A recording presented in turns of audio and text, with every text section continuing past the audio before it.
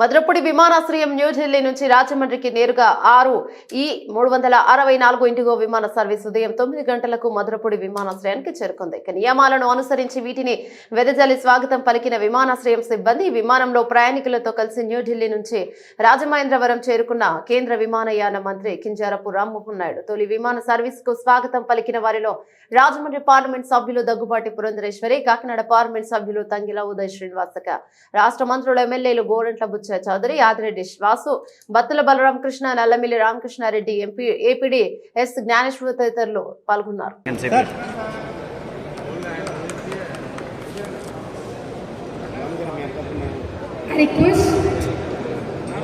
Honorable Minister Srimati D. Purandeshwari Garu onto the stage.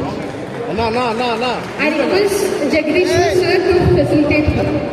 Felicitate.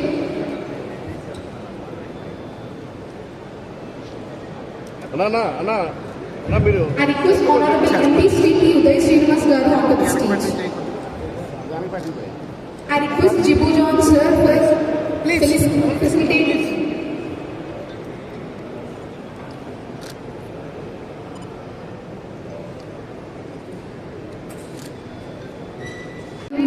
Sri Adireddy Srinivas Garu. Please.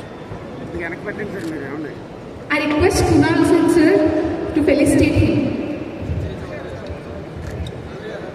I request Honorable MLA Rajamandri Rural Sri Gorantra Buchey Chaudhary Garu onto the stage. Sir. I request Jain sir to felicitate him.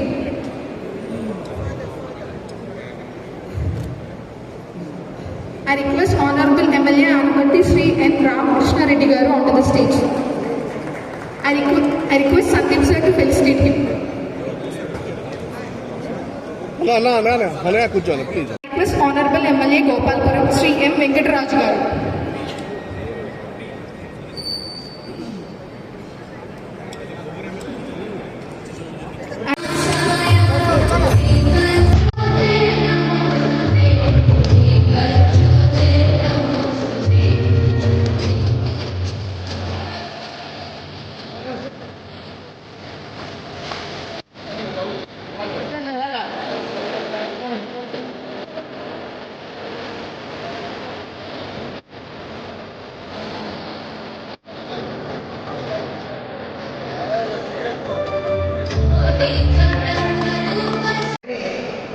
వారు దాని మీద దృష్టి పెడతాను అని చెప్పడం, వెంటనే వారు IndiGo airlines తోటి మాట్లాడడం, ఎప్పటికప్పుడు నాకు ఏ స్థాయిలో ఈ మధ్యవర్తిత్వం ఉన్నది అనేటువంటి విషయాన్ని నాకు తెలియజేస్తూ, ఈనాడు ఏదైతే రాజమండ్రి కనెక్టివిటీ పెరగాలి అని చెప్పి మనం భావించామో దానిలో మొట్టమొదటి అడుగు వేస్తూ రాజమండ్రి ఢిల్లీ కనెక్టివిటీని తీసుకొచ్చినటువంటి సందర్భంలో రామ్మోహన్ నాయుడు గారికి నేను ప్రత్యేకించి హృదయపూర్వక ధన్యవాదాలు తెలియజేస్తున్నాను.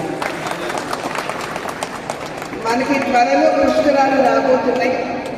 అటువంటి సందర్భంలో యావత్ భారతదేశంతో రాజమండ్రి యొక్క కనెక్టివిటీని పెంచుకోవాల్సినటువంటి ఆవశ్యకత, అవసరం కూడా ఉన్నది అని చెప్పి వారికి తెలియజేయడం కూడా జరిగింది.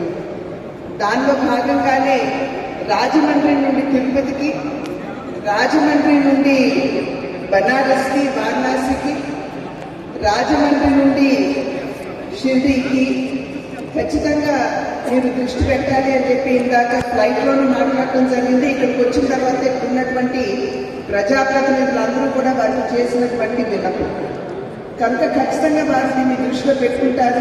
అహ్మదాబాద్ కానీ ఇలాంటి నగరాలు వ్యాపార రీతి కూడా చాలా మంది ఇక్కడ నుంచి ప్రయాణం చేస్తుంటారు. వాళ్ళకి ఎటువంటి అసౌకర్యం లేకుండా డైరెక్ట్ కనెక్టివిటీ ఆ ప్రాంతాలకు ఇవ్వాలని కూడా కోరడం జరిగింది.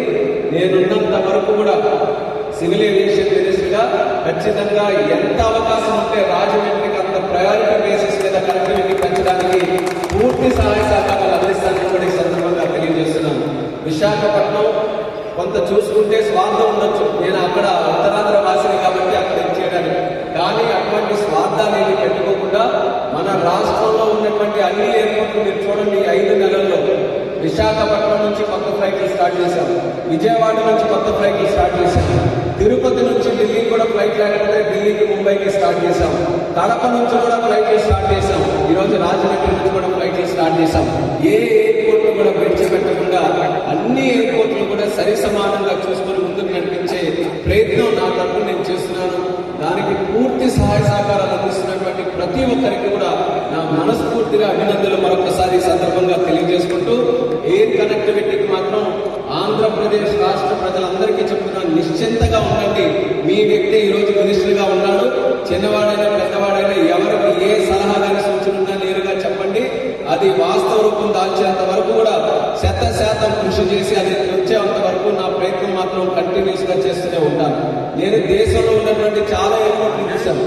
Tier 2, Tier 3 సిటీస్, చిన్న నగరాల్లో కూడా ఇప్పుడు ఎయిర్పోర్ట్లు వస్తున్నాయి. ఎవరి వల్లనంటే దేశ ప్రధానమంత్రి నరేంద్ర మోదీ గారి తాలూకా దూరదృష్టితో చిన్న ప్రాంతాల్లో కూడా ఈరోజు ఎయిర్పోర్ట్లు నిర్మిస్తున్నారు. 74 ప్రధానమంత్రి గారు నరేంద్ర మోదీ గారు మొదలుపెట్టినప్పుడు 2014లో 10 సంవత్సరాల్లో ఈరోజు 158కి చేరుకున్న ఎయిర్పోర్ట్ల తాలూకా సంఖ్య ఏ దేశంలో కూడా ఎంత పెద్ద ఎత్తున అభివృద్ధి జరగలేదు, మన భారతదేశంలో జరిగింది. అటువంటి చిన్న నగరాల్లో కూడా చాలా మంది అనుకోవచ్చు, అక్కడేంటి ఎయిర్పోర్ట్ ఏంటి, ఎవరైనా ట్రావెల్ చేస్తారు.